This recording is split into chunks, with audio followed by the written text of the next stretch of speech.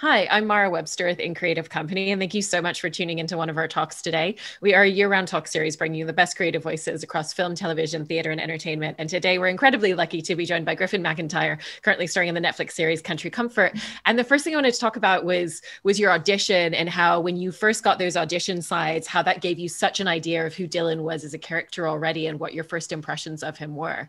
Yeah, so Dylan is such a fun character to play, but he's also business. So when I first got the sides, I obviously read them with my mom, and we were like, "Whoa, this kid is like a 30." He speaks like a 30-year-old, but he's only 13. But yeah, Dylan's such a fun character to play. It wasn't super hard.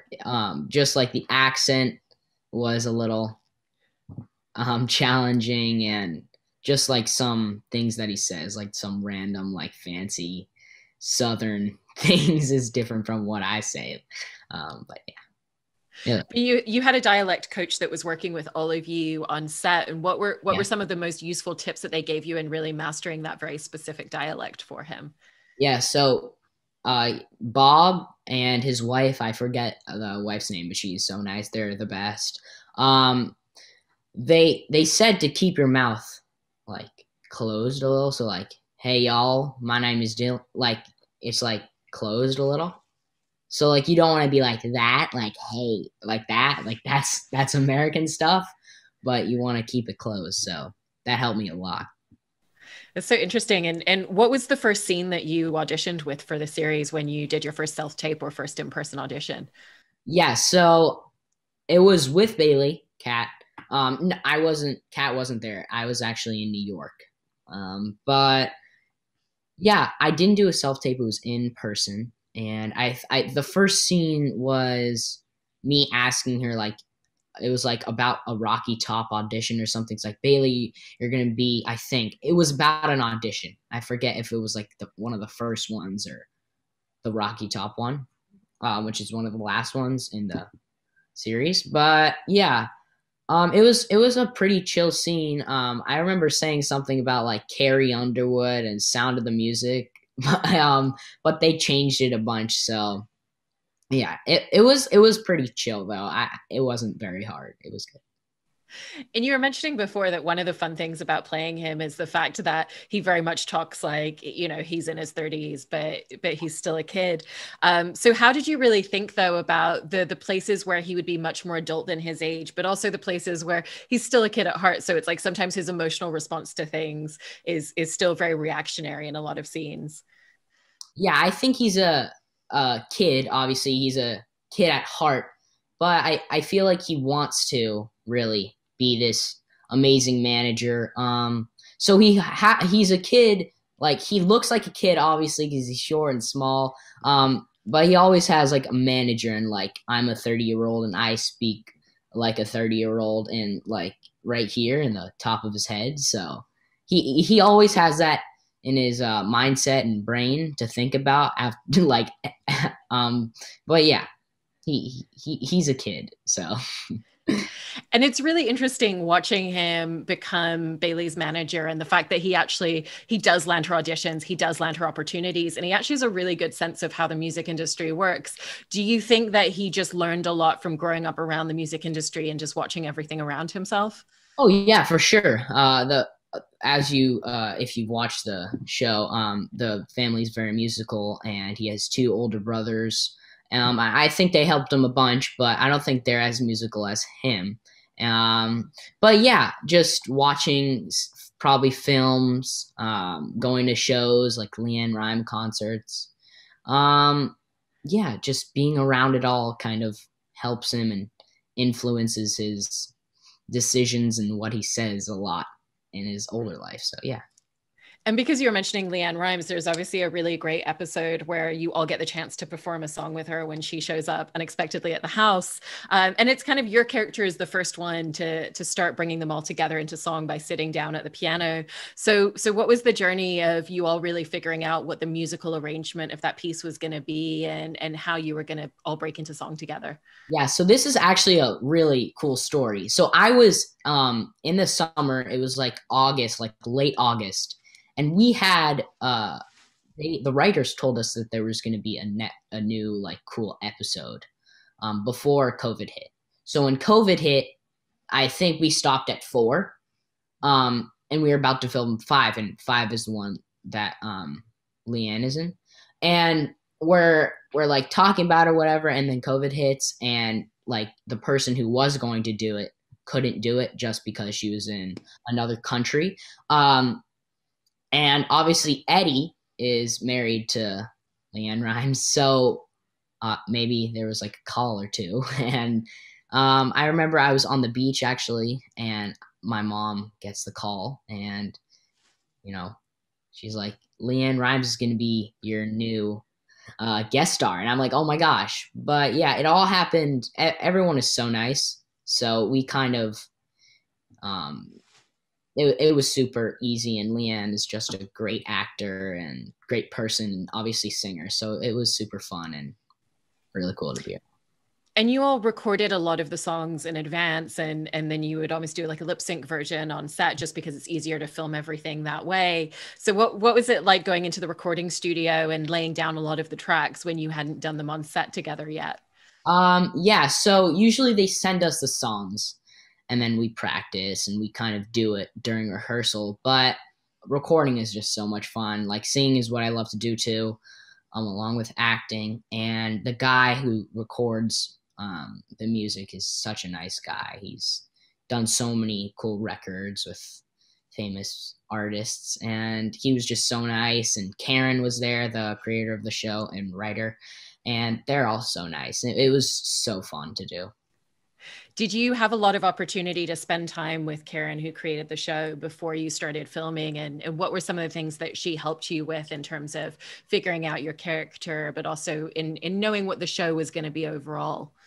Oh yeah, so Karen is the sweetest person ever. Amazing writer, amazing person. But yeah, I feel like I hung out with her a little more before COVID just because of the restrictions right now.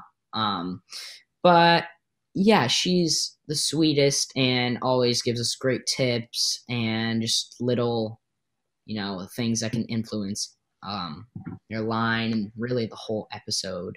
But she's the sweetest and I love hanging out with her. And because you did have that shutdown that you mentioned, where after the first 4 episodes, you had to close down production, that also changed how you were filming the show, because you went from filming with a live studio audience to then not being able to do that because of safety. So what was it like coming back onto set and not having that live studio audience, and then really having to think about the comedy differently because you didn't have people there laughing in real time? Yeah. The live studio audience is really the best thing ever. I grew up performing in musical theater, just like if it was like after school stuff or just like with the family. So having a live audience is like musical theater being shot, and it's so much fun. But obviously when quarantine happened and everything, we weren't allowed to do that. And I was kind of annoyed, but got like our moms, there's like stands, there's like the set, and then there's like the cameras, and then there's like bleachers kind of.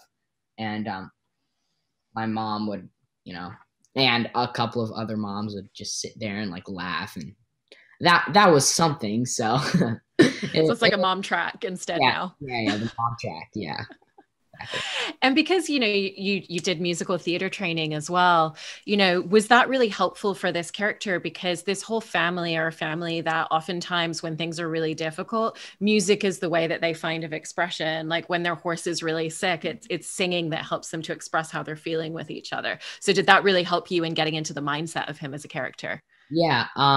The horse lays down in an episode, and I remember coming in one morning just onto set, and there's like a big stage door, and there's like the set is like right here. There's like a couple of little sets, and I'm walking and I see the horse on the ground. I'm like, whoa, did it just fall, or like what's happening?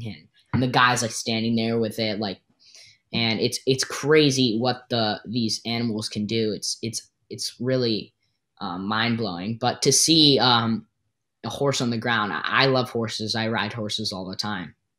So to see one on the ground and like breathing heavily and like just the eyes, like it brings tears to your eyes sometimes. So no, that helped me a lot, singing and just saying my lines. So And it's a big family that Dylan is part of, and he's the middle sibling. So, what were some of the dynamics that you thought about in terms of him being the middle sibling, having his older brothers, having his younger sisters, and what those relationships would be based on where he is in the line? yeah, so I'm actually the oldest in my family. So it was, I wouldn't say it was challenging because Ricardo and Jamie are just the best, like older brothers, and Piper and Shiloh are the sweetest, younger sisters. But yeah, we all got along so well, and Eddie's a great dad. So we kind of just bonded and blended in well, I guess. Yeah, it was easy. It was a lot of fun too. Did you all get to spend much time together before you were filming, or have a lot of rehearsals to find that dynamic, or did you really just find it together when you were filming? So we didn't actually know each other before the when we first met each other and shot, like in late February, or yeah, late early February, I think. Um but yeah, we all instantly bonded. Like I said, we look like each other, so that was just a icebreaker, I guess. And but yeah, COVID hit, and then we were kind of in a bubble. So when in September, when we came back to shoot, me and Jamie, and Shiloh and Piper and Ricardo would all hang out just because we got tested 3 times a week and we were on set all the time. So we would hang out all the time, and I feel like that made us more of friends. And yeah, it was great.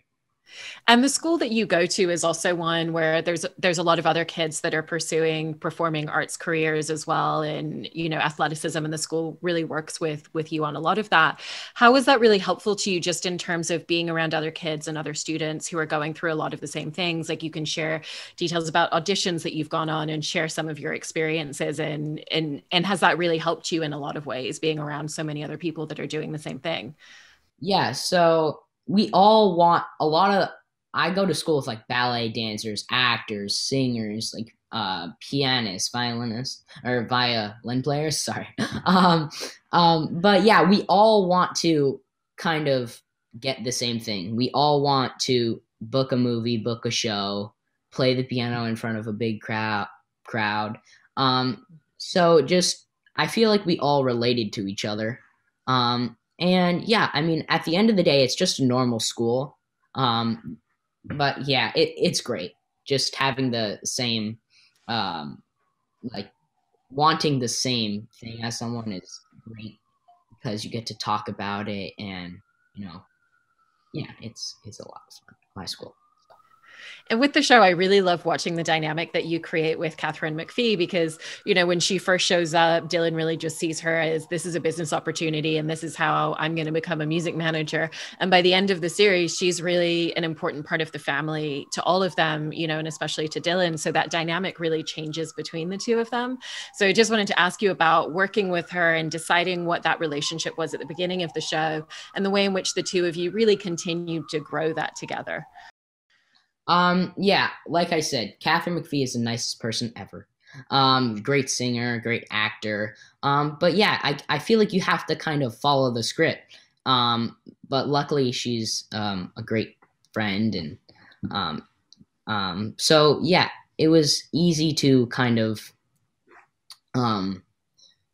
create a relationship with her and be her manager. So it was a lot of fun. And do you feel like you got to learn a lot? And what were the things that you did learn from working with Catherine and working with Eddie Cibrian every day on set, and just getting to watch the way that they worked and share scenes with them? Yeah, just to be around them and see how they work and see what they do when they're filming, it's inspiring, and I'm really glad that I was able to be in this production just because of these amazing people. And it's yeah, they're great, and I'm so um, grateful that they're my parents and nanny. It's such a fantastic cast throughout the entire show. Congratulations on everything with the series. I know people are absolutely loving it. And thank you so much, Griffin. Thank you so much. It was good talking to you.